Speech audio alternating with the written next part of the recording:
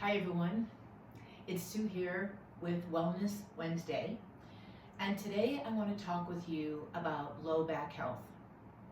It's something that I work with on a regular basis, and I know many people do.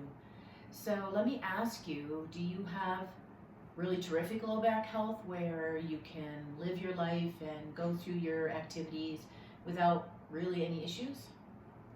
Are you like 80%, I think even it's closer to 90% of Americans that will go to the doctor at least once throughout their life because of their low back? So there are 5 sort of general things that you need for low back health. The first, and please don't turn off the video when I say this, is aerobic exercise. Now, why is that important for low back health? Because we know that when we increase our blood flow to our tissues, which is what happens when we aerobically exercise, our tissues are healthier and they get more nutrients and they have more fluidity. And this is especially true for joint areas, which, if you can imagine, each vertebrae in our spine is an individual joint that moves in tandem with the others. This is an important part. Now, what I'll say about aerobic exercise is it doesn't have to be hard. Anything that helps you break a little sweat and maybe helps you breathe a little harder is plenty. You don't have to go out and run. You don't have to do anything excessive. Maybe a little dancing in the house, maybe a nice walk. You know what you need to do. 15 to 20 minutes or maybe 10 minutes twice a day. See if that doesn't start to help your body feel better. The second thing, and again, please don't turn off the video, is hydration. And these 2 things are fundamental, we know, for our foundational health anyway. But why is hydration connected to low back health?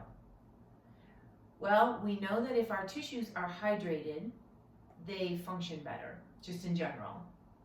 And we have something called discs in between each and every one of our vertebrae. And when we are dehydrated, these discs get rigid and stiff and compressed, and it can cause a lot of problems and pain. So just in general, half of your body weight in ounces of water daily. And that's a whole nother conversation and a whole nother video. The third thing that you need is for your core body, the muscles and the tissues around your structural spine to be strong and stable. So think of all the core strengthening that is done now in popular exercise programs. I'm going to show you something today that's very doable for anybody. The fourth thing you need is flexibility and sort of suppleness or fluidity. We know that stretching and being flexible helps us to move better. We have more fluidity, we have more ease of motion.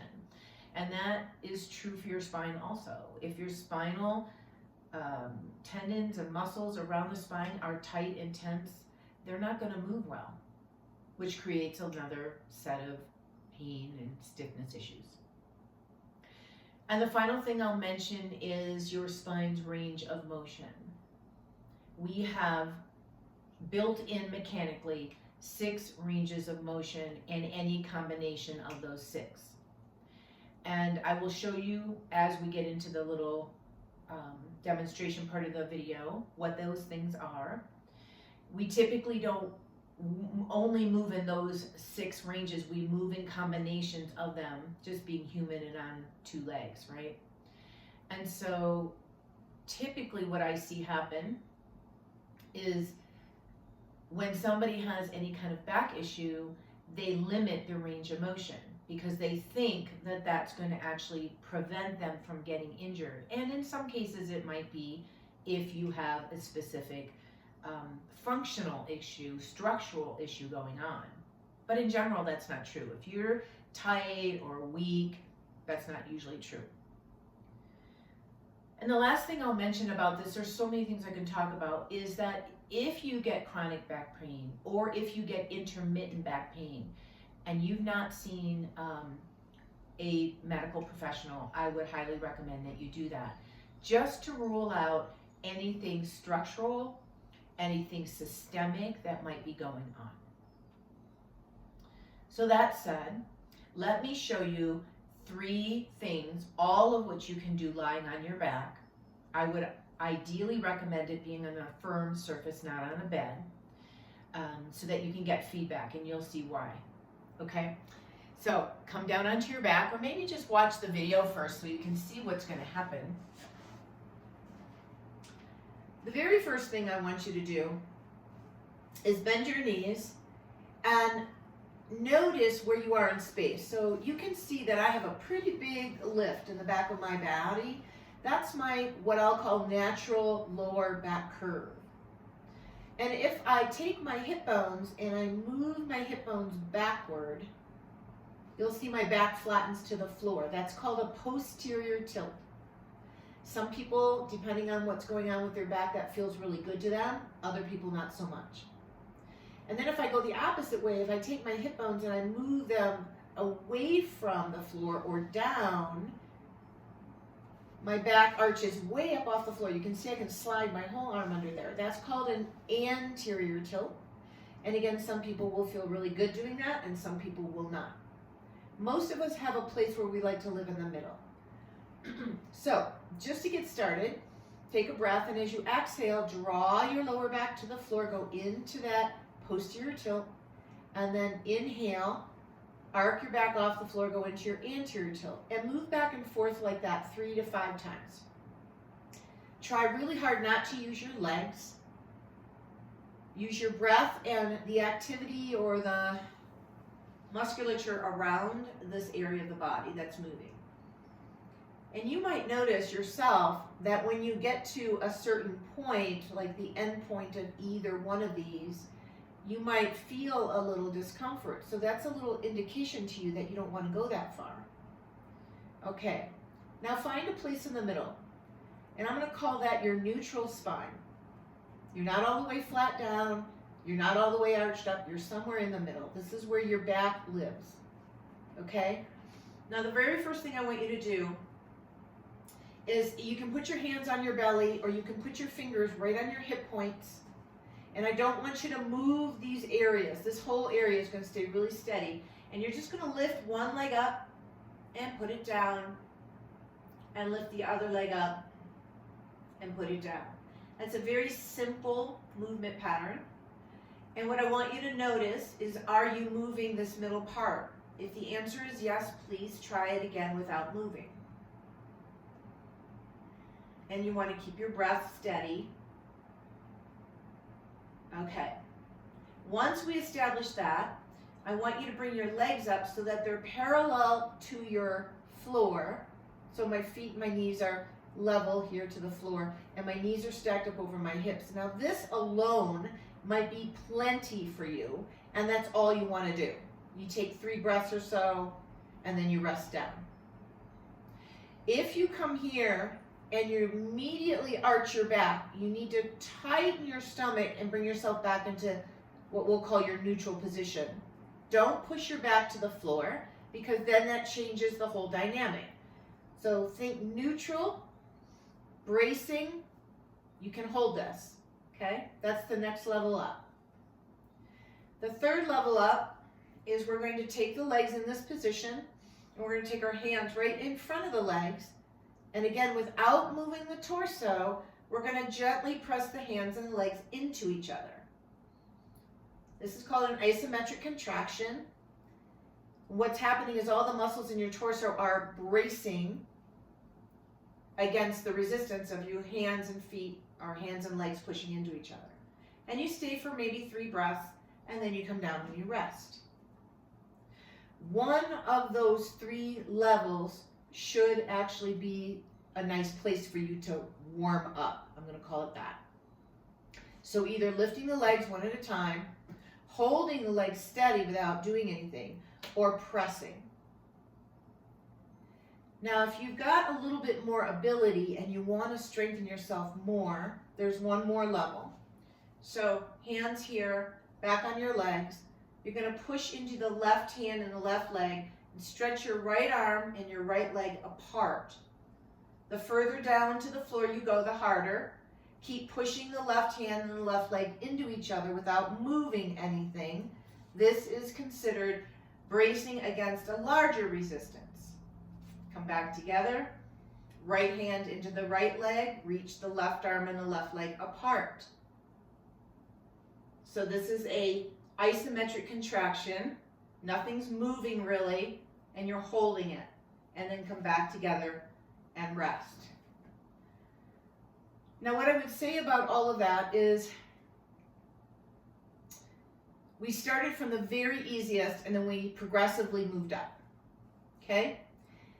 If you're at the lowest level, I want you to work there for a while and then try the next level and then work there for a while and then try the next level. You're trying to move yourself into a stronger action. Okay? And then from here, just give your knees a little hug. Maybe feel like you want to rock back and forth. So if that action created tightness in your lower back, you can pretty much guarantee that your back muscles or your core muscles are tight. And where there's a tight muscle, there's a weak muscle. Okay? So the next thing, so that's about strength and stability. What about flexibility and stretching? So we know that when muscles are tight, they're weak, and when they tight, they hurt. So the easiest one is to just bring one knee into your chest, and you can hold underneath the knee if you don't like pressing on your shin, and slide the other leg down. And you're just gently bringing the leg in towards your chest. I'm pulling my leg toward my torso. And this puts a stretch to my right lower back. A lot of people like this one. It's simple, it's not hard, it gets a lot of good feedback. And then go ahead and switch your sides out. And you're feeling that stretch now on your left lower back. Is your lower back on the floor now? Yeah, because you're pulling your knee to your chest. And then if it feels good to you, you can take two knees and draw the two knees in. Try to keep your bottom down on the floor. Don't lift it up. And take a breath or two here. And then release your feet. Okay. Now to keep with the stretching idea, another really nice one that people like is to roll over and do what we call child's pose in yoga. So the knees are a little bit wider, the toes are a little closer. And you're just going to let your hips go back towards your heels. This is your first level. If that feels okay, maybe crisscross your arms and put your head down on your hand. Or if that feels okay, let your arms rest down by your sides, put your head down on the floor. When you do this motion, you get a nice stretch all the way from the back body, all the way through the shoulders and upper body. So that's a nice way to stretch.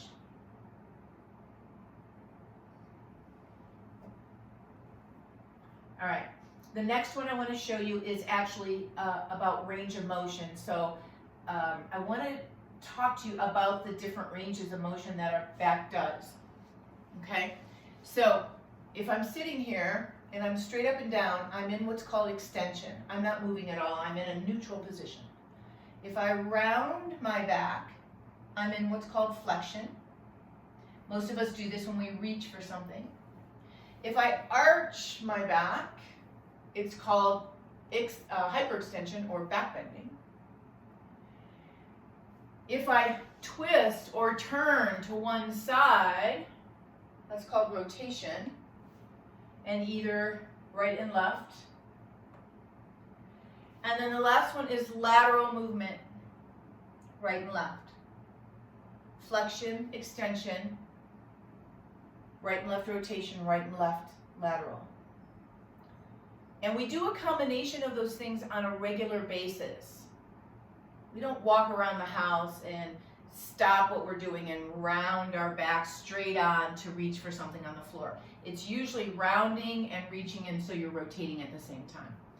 And if your body isn't used to these 6 ranges of motion in a different planes and environments, it can get really tired and tweaked pretty easily.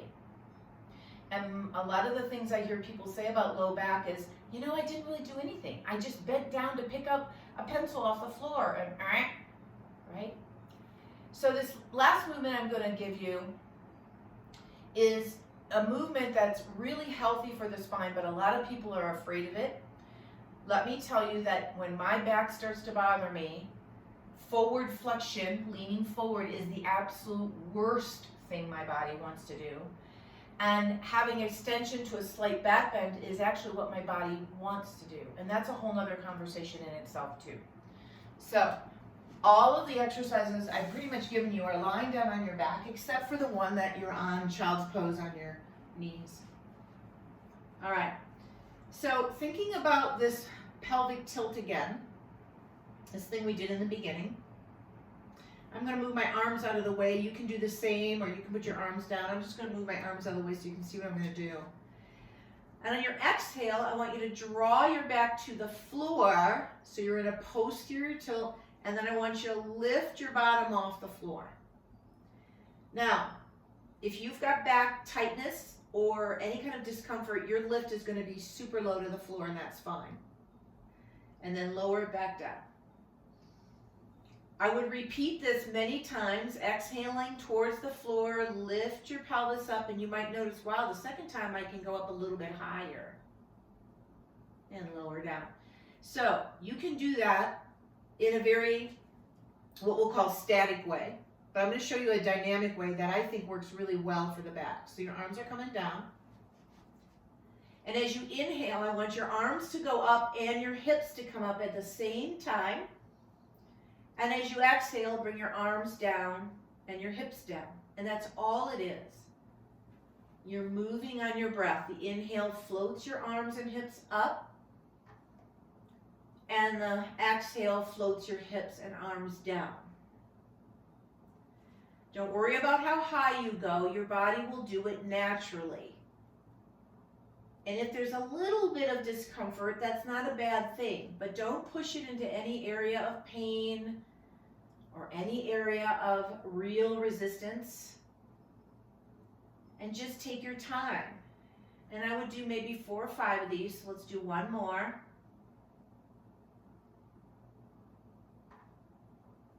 And then as you exhale, let go.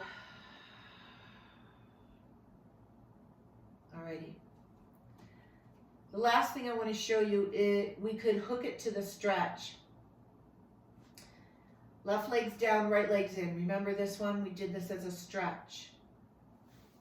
The second stretch that's very helpful for the lower back is to cross your right leg over, keep the leg open, and bring your legs toward each other. I've shown this in another video. So you can hold your top shin, you can hold your underside thigh, or you can even hold your underside shin. What you're looking for is a stretch in the right buttocks. This area is called the piriformis, and it can be tight and contract around the sciatic nerve, which creates what most people think is sciatica coming from their spine, and what often is going on is tight musculature in the buttocks. If this feels good to do, I would do this regularly also as part of your stretch. Release your foot, switch your sides. Staying for a stretch for as long as it feels good. Most people will hold it until the sensation starts to go away and then they release it.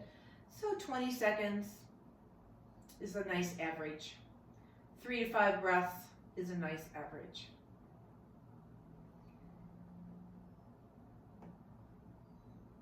And then let everything go. So there's your simple exercises for strength and stability, for flexibility and stretching, and for range of motion. Again, there's a zillion things I could show you, but I wanted to make it simple so that you would actually do it every day. Keep your back healthy and you'll be able to move around, do the activities that you want to do with your daily life, and not worry about your back, quote unquote, going out. So there's my tips for the day. I hope you have a beautiful day, and as always, please subscribe to my channel. I am just under 100 subscribers, so it'd be absolutely great if a couple of you jumped on in there and maybe even made a comment. It will help it grow out into the world, out into the ethereal world of social media, and help me share what I want to offer. So have a great day, everyone. I'll see you next time.